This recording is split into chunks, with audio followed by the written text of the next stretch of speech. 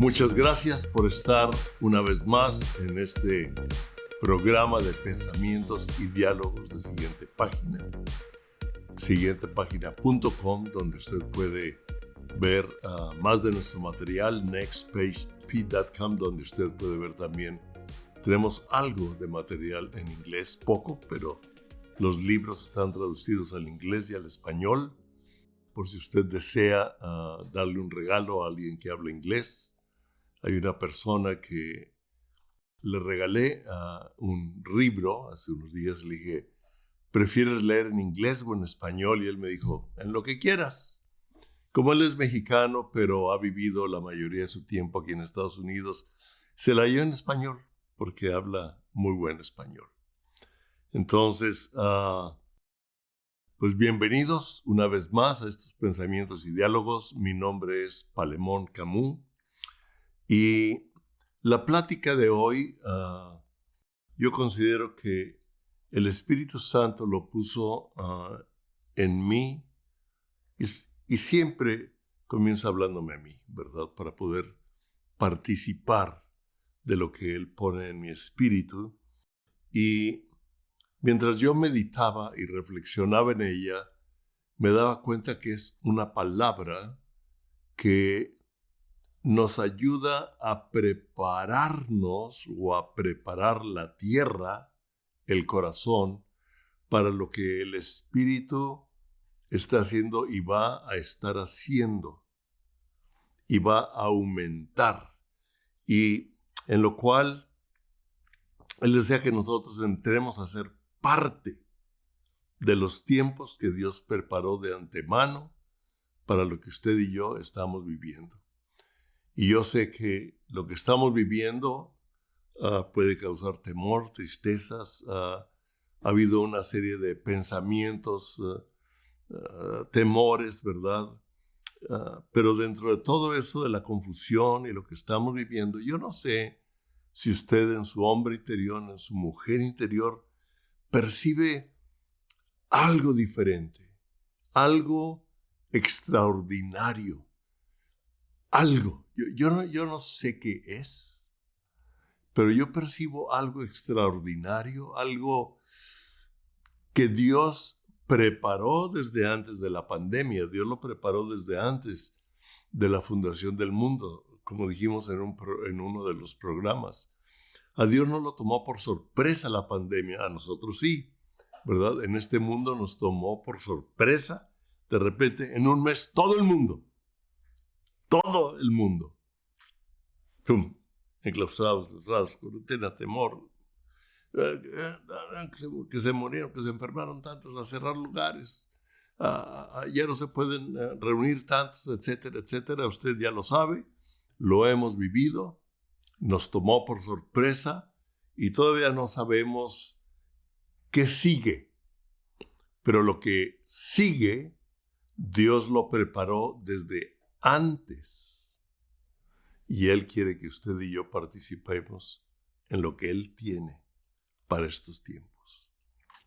Y Él quiere primero preparar nuestro corazón, nuestro espíritu, nuestra mente, para ir caminando cada día, porque cada día trae su propio afán, cada día en Él. Y quiero leer 2 versículos principalmente y luego voy a unir 2 historias que nos van a hablar. Y confío que el Espíritu Santo le dé vida y provoque en usted algo que despierte, que ayude, que lo convenza, que me siga convenciendo a mí, ¿verdad? Quiero leer Hebreos, son versículos muy conocidos por la mayoría de ustedes, ¿verdad? Hebreos 4, 12, 13, tal vez de memoria algunos. Dice, porque la palabra de Dios es viva y eficaz. La palabra de Dios es viva y eficaz. Y dice, y más cortante que una espada de 2 filos. Y penetra hasta partir el alma y el espíritu. El alma y el espíritu. Las coyunturas y los tuétanos. Y discierne, me gusta, y discierne los pensamientos y las intenciones del corazón. Y no hay cosa creada que no sea manifiesta en su presencia. Antes bien, todas las cosas están desnudas y abiertas a los ojos de aquel a quien tenemos que dar cuenta. ¿Ok?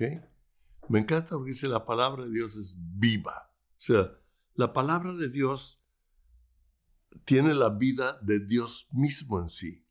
El Espíritu Santo le da vida a nuestro espíritu, a nuestra mente, a nuestra alma. La Biblia es el único libro que tengo más de 30 años, 36 años tal vez, leyéndola, estudiándola, y usted puede tener más que yo, o más bien menos años, pero continúa. O sea, es un libro que no tiene final, aunque decimos comienza en Génesis y termina en Apocalipsis. Realmente no tiene principio ni fin, porque Dios es la palabra y Dios es el alfa y la omega. No tiene principio y no tiene fin. Dice, es viva. Jesús le dijo a sus discípulos cuando les habló una palabra fuerte, ¿verdad? Y se quisieron ir, dijo, ¿ustedes no se quieren ir? Bueno, y él nos dice, Juan, mi palabra, dice, es espíritu y es vida. La letra para nada aprovecha. Juan nos dice también al principio, él relaciona su evangelio o su mensaje desde Génesis. Dice, en el principio era el verbo y el verbo era con Dios y el verbo, la palabra, era Dios. Entonces la palabra de Dios, la palabra escrita, la palabra de Dios es viva y eficaz. O sea, funciona.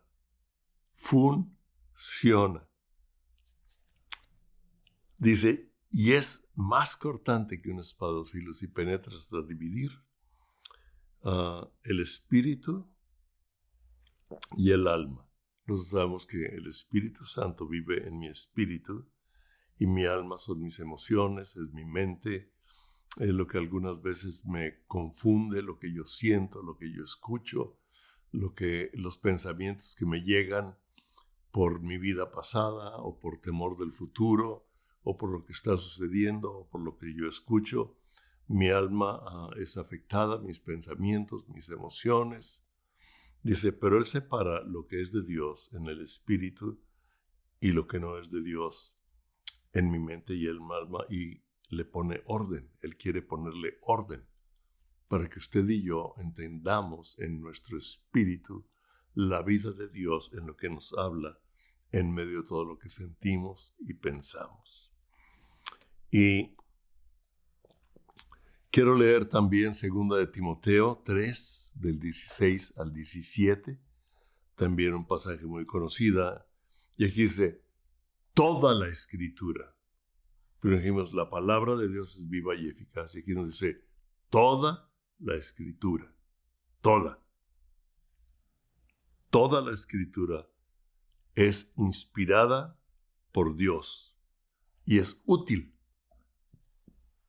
Inspirada por Dios y útil para enseñar, para redarguir, para corregir, para instruir en justicia, a fin de que el hombre de Dios sea perfecto, enteramente preparado para toda buena obra. O sea, toda la palabra, toda la escritura es inspirada. Esa palabra inspirada es neuma, que es la misma palabra que viene en Génesis cuando nos dice que Dios sopló aliento de vida, sopló de su misma esencia en Adán y Eva. Entonces dice, toda la escritura es como un soplo de Dios a nuestro espíritu, a nuestra alma. Y es útil para enseñarnos cómo vivir, para enseñarnos cómo actuar, para enseñarnos tantas cosas que tenemos que aprender. Porque la palabra de Dios es espiritual y es práctica. Y Dios quiere que usted y yo seamos espiritualmente prácticos. Es una palabra de los cielos para vivirla aquí en la tierra. Y aquí en la tierra las cosas son prácticas, ¿verdad? Hay ciencia, hay medicina, hay contabilidad, hay números, hay negocios, hay empresas. O sea, pero es la palabra viva del Espíritu para aplicarla en una forma práctica en todo aquello en lo que nosotros desarrollamos nuestra vida en el momento que nos corresponde, de acuerdo a lo que Él nos ha puesto y nos ha preparado, o nos está preparando, más bien, continúa. Dice, y útil para enseñar, para redarguir. Para decir, por ahí no está así. O sea, divide los pensamientos y las intenciones del corazón. Eso es redarguir.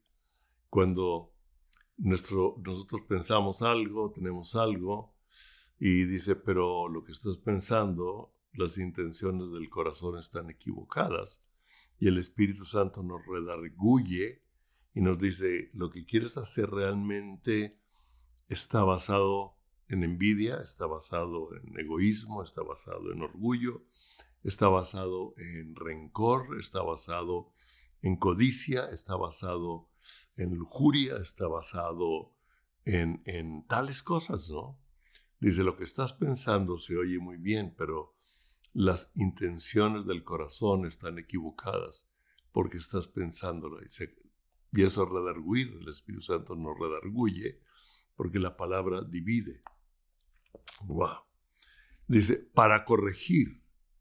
Después de que nos redarguye, entonces nos corrige, o sea, corregimos el rumbo, corregimos nuestro modo de pensar, corregimos la actitud de nuestro corazón, corregimos el motivo, etcétera, para corregir. Dice, para instruir en justicia. El justo por la fe vivirá. Cuando usted y yo recibimos la justicia de Dios, somos justificados. Y la justicia es por medio de lo que Jesucristo hizo en la cruz del Calvario. Pero dice que nos instruye en la justicia de Cristo, para que usted y yo vivamos la justicia de Dios en esta tierra. Ahí se la dejo. Con un propósito, a fin de que el hombre de Dios, si usted tiene a Cristo en su corazón, usted es un hombre de Dios, usted es una mujer de Dios. A veces hemos considerado que un hombre de Dios es aquel que predica, es aquel que habla, es aquel a quien nosotros consideramos con una revelación increíble. Es un hombre de Dios y una mujer de Dios, es toda persona que ha nacido del Espíritu, que ha nacido de nuevo y ha sido trasladado del reino de las tinieblas al reino de su amado Hijo. Y si usted vive en el reino de su amado Hijo, en el reino de la luz, usted es de Dios. ¡Wow!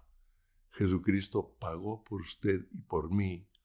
Por lo tanto, usted y yo somos un hombre, usted es una mujer, o un hombre de Dios. Dice, sea perfecto, sea maduro, sea completo, sea en su totalidad, que esté enteramente preparado para todo aquello que tenemos que hacer, toda buena obra. Y no se trata de la buena obra de ayudar a la anciana a cruzar la esquina o de darle un dinero al que está pidiendo limosna o de ayudar. No es nada más ese tipo de buena obra, sino las obras que Dios preparó de antemano para usted y para mí. Como dice en Filipenses, dice obras, y son obras que son parte de la eternidad en esta tierra. Cuando usted y yo somos corregidos, el Espíritu Santo nos redarguye y entonces actuamos conforme a la palabra de Dios con las intenciones correctas en el corazón. Usted y yo estamos trayendo eternidad en esta tierra. Usted y yo estamos haciendo eternidad para nosotros mismos, hacer tesoros en el cielo. ¿Sí? Estamos edificando para nuestra eternidad y estamos produciendo para la eternidad de otras personas por las acciones y las actividades o actitudes que nosotros tomamos por lo que el Espíritu Santo nos habló. Y quiero aquí hablar de dos historias que vienen en Juan 4 y Juan 5, y una de ellas es cuando Jesús sana al hijo de un noble. Y dice que Jesús, después que llegó a Galilea, a Canaán de Galilea, en donde hizo el milagro de convertir el agua en vino, y cuando Jesús llegó ahí, dice que había ahí en Capernaum un oficial del rey, imagínense, un romano de influencia en medio del gobierno. No era un judío, era un romano que era una persona importante en el gobierno cercano al rey, un oficial del rey. No era judío. Pero él había oído, usted sabe que la voz corre, ¿verdad? Y Jesús ya había tomado cierta fama, o sea, ya se hablaba de él. Y lo más seguro es que llegó a oídos del gobierno, definitivamente ya había llegado a oídos del gobierno, ¿verdad? De Herodes y de todos, etc. Pero él lo oyó y su hijo estaba muy grave, estaba muy enfermo. Entonces quiso ir a hablar con Jesús. Dice, cuando oyó que Jesús había llegado de Judea a Galilea, vino a él y le rogó que descendiese y sanase a su hijo que estaba a punto de morir. Y el oficial del rey le dijo, Señor, desciende antes de que mi hijo muera. Jesús le dijo, ve, tu hijo vive. Así de sencillo. Ve, tu hijo vive. No le predicó, no le habló, no le dio el gran mensaje, simplemente le habló directo. Ve, tu hijo vive. Y dice, y el hombre creyó la palabra que Jesús le dijo. Esto es clave. El romano, parte del gobierno, un hombre cercano al rey, creyó lo que Jesús le dijo. Un judío que se hablaba de él como el Mesías, que había sido prometido que llegaría a Israel para un tiempo en donde iba a ser libre, que iba a ser el rey de los judíos. Imagínense. Quiero que se imaginen toda la historia. Y él va y le ruega a Jesús que sane a su hijo, que él vaya y sane a su hijo. Esta no es la historia del centurión, es de un oficial romano que nada más le dijo, ve, tu hijo está vivo. Y él cree a lo que Jesús le habló. Dice, y se fue. Y cuando él descendía, sus siervos salieron a recibirle y le dieron nuevas diciendo, tu hijo vive. Tu hijo vive. En Galilea, a Capernaum. Jesús habló la palabra.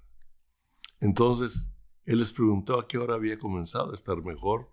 Y le dijeron, ayer a las 7 le dejó la fiebre.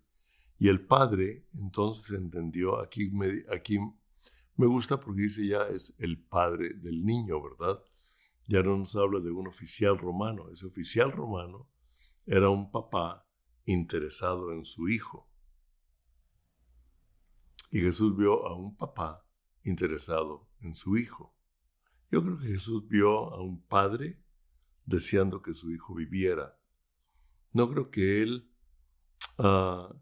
le habló a este hombre porque era importante en el gobierno, sino vio a un padre interesado en la vida de su hijo, que en cierta forma, siendo romano, había creído en él por lo que hablaban de Jesús, sin ser judío.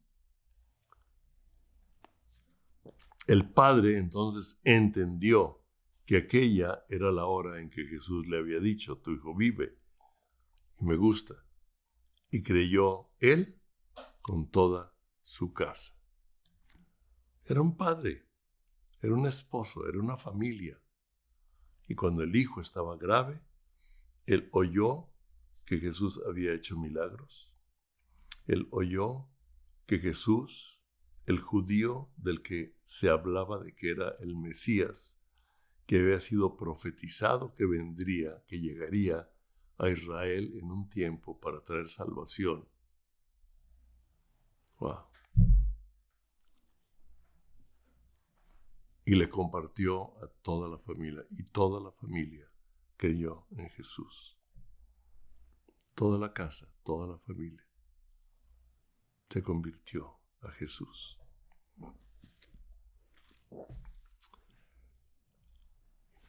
Continúa en el capítulo 5 lo que nosotros conocemos como el paralítico de Betesda.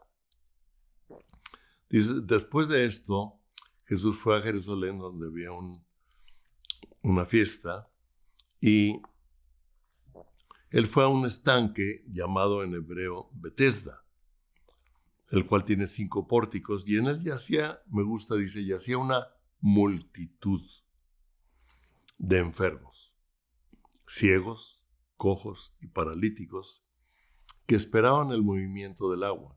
O sea, era una multitud de gente ciega, cojos, paralíticos, gente enferma, que esperaban un milagro, esperaban que el agua se moviera, porque dice que venía un ángel que movía el agua y el primero que entraba era sanado. No tengo explicación para eso, pero tal vez Dios se lo revele a usted, ¿verdad? Si le revela algo, por favor dígamelo. Pero movía las aguas y el primero que entraba era sano. Yo no sé si, bueno, ¿para qué me meto en más? Dice, y había ahí un hombre que hacía 38 años, imagínense, 38 años que estaba enfermo y que estaba ahí. Por supuesto, alguien lo llevaba y lo traía porque pues, tenía necesidades, tenía que comer, tenía que alguien, ¿verdad? Sus padres, creo que primero era hermano de uno que fue después discípulo de Jesús, de Simón el Celote. Pero él se quedó solo. Y cuando Jesús lo vio acostado y supo que llevaba ya mucho tiempo así, le dijo, imagínense, había una multitud, pero fue con él. Y le dijo, ¿quieres ser sano? Directo, ¿quieres ser sano? O sea, qué pregunta supuestamente ilógica. Pues bueno que estaba ahí para ver si podía entrar al agua, ¿verdad? Pero él lo que le dijo fue, ¿quieres realmente ser sano? A lo mejor en tanto tiempo él ya había perdido toda esperanza, él ya no creía nada, él estaba ahí para ver, ¿sí? Sin embargo, le responde, Señor, le respondió el enfermo, no tengo quien me meta en el estanque cuando se agita el agua. Y entre tanto que yo voy, otro desciende antes que yo. Pues estaba paralítico, ¿verdad? A lo mejor un ciego ahí estaría corriendo derecho.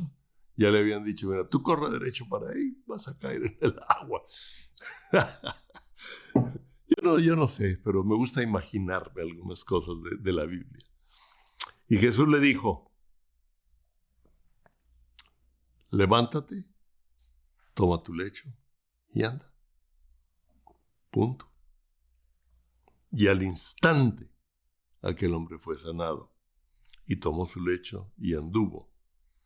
Y era el día de reposo, aquel día, o sea, era un día de Shabbat. Nosotros sabemos que los fariseos estaban siempre acechando y viendo si se hacía un milagro en sábado. No, en Shabbat, ¿verdad? Él rompía la ley. Hay muchos ejemplos que Cristo pone en orden, ¿verdad?, a todos estos religiosos cada rato. Entonces los judíos dijeron que aquel que había sido sanado el día de reposo, imagínense que todavía le dice, óyeme, es el Shabbat, ¿cómo llevas tu lecho? No es lícito.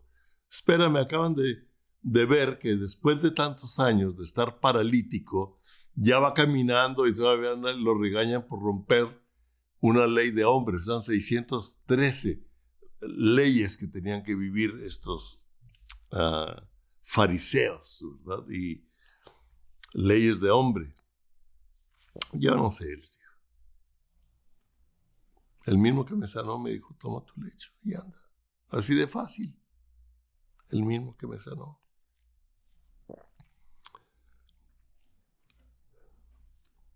Porque él ni supo quién lo había sanado. Ni supo. La gracia de Jesús sobre de él llevó a hacer el milagro. Pero después le halló Jesús en el templo y le dijo, mira, has sido sanado. No peques más, para que no te venga alguna cosa peor. El hombre se fue y dio aviso a los judíos que Jesús era el que lo había sanado.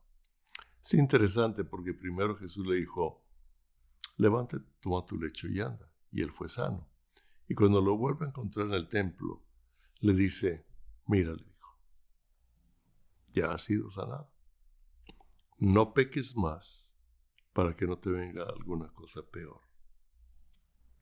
Fue una palabra que Jesús le habló. O sea, cuando nosotros leemos la palabra de Dios, creemos esta palabra igual que creemos o queremos creer en la sanidad divina, queremos creer en los milagros, queremos creer en el poder de Dios, en el poder del Espíritu Santo para hacer prodigios y señales y milagros y de todo tipo, que Dios haga esto, con aquello, con nosotros. Pero aquí nos está diciendo a todos nosotros, tú ya has sido redimido, ve y no peques más. Es importante aceptar la palabra de Dios cuando nos redarguye, porque Él nos ayuda a discernir los pensamientos y las intenciones del corazón. Ahora, hay algo interesante. Solo Él, solo Jesús, nos puede ayudar a vivir aquello que el Espíritu Santo nos redarguye, en lo cual andamos pisando chueco, o tenemos la intención de pisar chueco, ¿verdad? Y el Espíritu Santo nos dice, no es por ahí. Sí. Quiero decirle que si usted cree, Él nos puede ayudar. Lo importante es lo mismo que Jesús le dijo al paralítico de Betesda. ¿Quieres ser sano? ¿Quieres ser libre de ese pensamiento? ¿Quieres ser libre de esa atadura? ¿Quieres ser libre de eso que te lleva a hacer las mismas cosas una y otra vez? ¿Se acuerda? Pablo nos lo dice en Romanos 6, ¿verdad? 6 o 7, ok. Dice, porque lo que no quiero, eso hago, y lo que quiero no hago, ¿verdad?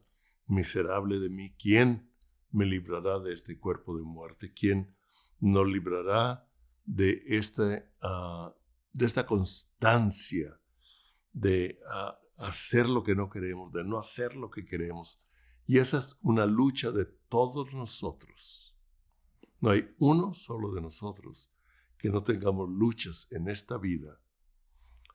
Mientras actuamos, ya somos salvos, estamos siendo transformados, pero la palabra de Dios nos instruye, es útil para enseñarnos, para redarguirnos, para corregirnos, para instruirnos en justicia, para que usted y yo tengamos la madurez como hijos de Dios para hacer aquello que Dios quiere que usted y yo hagamos.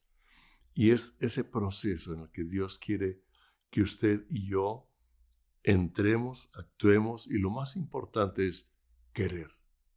El Espíritu Santo me redarguye y me dice, aquí andas chueco, tu corazón no anda correcto aquí. Y lo importante es querer y decirle, sí, Señor, aquí está don perfecto, pero yo ya no quiero. Ayúdame, ayúdame. ¿Sabe una cosa? El Señor siempre nos va a perdonar, siempre nos va a ayudar. Él murió en la cruz por nuestros pecados, no para en una ocasión en que aceptamos a Cristo, ya somos perfectos, ya no volvemos a pecar jamás. No, todos. Dice, no hay hombre bueno, no hay hombre que no peque, no hay cada mujer, pero a Jesucristo tenemos como abogado, ¿verdad? Es el abogado de nuestra alma, es el abogado para establecer la justicia. Un abogado es aquel que establece la justicia delante del gran juez. Y Jesús es mi abogado para que adelante de Dios el Padre y del gran juez, y Él nos justifica, instruidos en justicia. No quiere decir esto un permiso para pecar. Es un reconocimiento de que nuestra naturaleza de pecado hay una respuesta, que es la ley de vida en Cristo Jesús, que camina por encima de la ley del pecado y de la muerte. Y lo que usted y yo necesitamos es estar siempre abiertos a que la palabra de Dios, que es viva y eficaz, que es inspirada por Dios, que es soplada por el Espíritu Santo, nos ayude a discernir lo que hay en nuestro corazón, lo que hay en nuestra mente, lo que hay en nuestros pensamientos. Y en ese momento decir, sí, Señor, yo quiero ser libre de esto. Ya no quiero ser así, ayúdame. Y Él nos va a ayudar. Esa es la gracia del Espíritu Santo, esa es la gracia de Jesús, que Él nos perdona, Él interviene para que usted y yo avancemos más en aquello que Él preparó de antemano para usted y para mí, y que usted sea un instrumento en esta tierra para la vida eterna de muchos, y usted y yo sigamos trayendo tesoros para la eternidad en nuestra propia vida. Nada hay imposible para aquel que cree en Dios. Todo es posible para aquellos que creemos. Y si usted tiene problemas, tiene ataduras, tiene luchas, tiene algo, ¿verdad? Con que está batallando en su vida, lo que el Señor le dice es, ¿quieres ser sano? ¿Quieres ser libre? Entrégamelo. Para que yo lo transforme, para que yo lo cambie. Porque después de Hebreos 4, 12 y 13 sigue, porque nosotros tenemos acceso con confianza ante el trono de la gracia. ¡Wow! Después de que nos dice que todo está desnudo delante de Él, que tenemos que dar cuenta, también nos dice que todos tenemos entrada con confianza ante el trono de la gracia. Usted y yo tenemos entrada con confianza ante el trono de la gracia. Nunca permita que sus luchas o su pecado lo separe de Jesús, sino al contrario, lo acerque a Jesús, lo acerque a la palabra. Pongámonos siempre a mano con Él, queriendo ser libres, deseando lo que Él tiene para usted y para mí, que siempre es mejor que lo que yo creo que es mejor para mí. Dios los bendiga. Padre, yo quiero darte gracias por cada uno de nosotros, por cada uno de los que está y ha oído esta palabra, para que la intervención tuya, la intervención del Espíritu Santo, nos redarguya, nos convenza y nos ayude a vivir bajo la gracia de tu Espíritu para cada día, porque cada día trae su propio afán para caminar en tu reino. Dios los bendiga. Gracias.